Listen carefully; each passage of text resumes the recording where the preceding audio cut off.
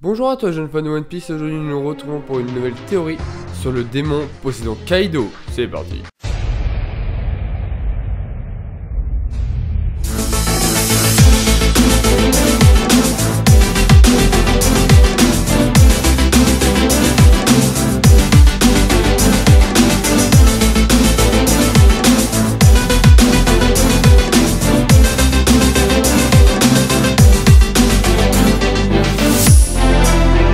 N'hésite pas à la fin de la vidéo à poster un commentaire car cette théorie n'a pas encore été faite et elle semble très cohérente. Allez, on est parti. En passant par l'histoire de Charlotte Lynn, quelque chose m'a frappé. C'était la conviction initiale du capitaine des guerriers et géants, Jorl, que Charlotte n'était pas un enfant mais plutôt un esprit maléfique sous la forme d'un enfant.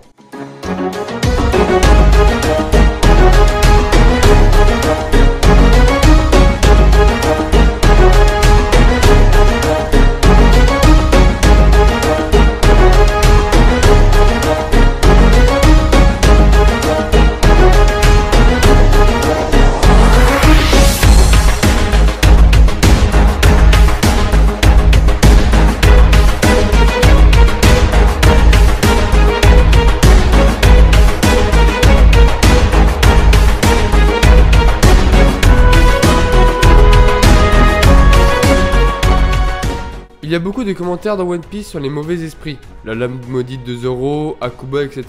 Mais le commentaire de Jorl est frappant, car au-delà des rumeurs, il semble suggérer que c'est un phénomène connu parmi les géants. Les mauvais esprits ravagent le monde réel. Il est fortement soupçonné que Kaido a des liens avec les géants, étant donné qu'il est énormément grand, et je me demande si c'est la connexion ultime prévue par Oda. Kaido est un géant possédé par un utilisateur de fruits du démon, Yurei ou Onryo. Les subordonnés de Kaido est son obsession du chaos. Alors que beaucoup considèrent les 4 cavaliers du mythe judéo-chrétien comme un modèle pour les commandants du Kaido, il existe une contre-explication dans les mythes japonais. Onryo, esprit vengeur obsédé par la destruction dans le monde réel. Un tel moyen est à travers les catastrophes naturelles, terre, incendie, sécheresse, etc.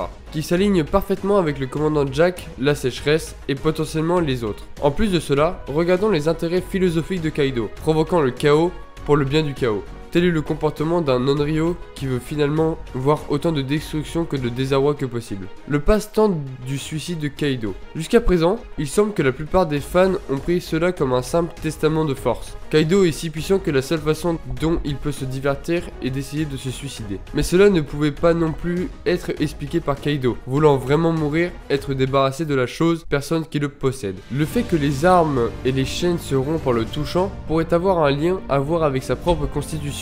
Que les actions de son possesseur utilisant son fruit pour protéger le vrai corps de Kaido.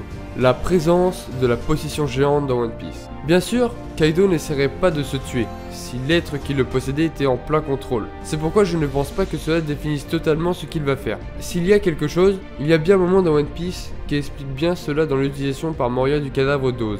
Moria voulait la puissance brute d'un géant mais n'avait pas les moyens de contrôler une forme aussi forte. C'est pourquoi il devait compter sur l'ombre de Luffy. Un Kaido extrêmement fort physiquement pourrait être en mesure de résister à son possesseur, d'où la dissonance et son comportement erratique.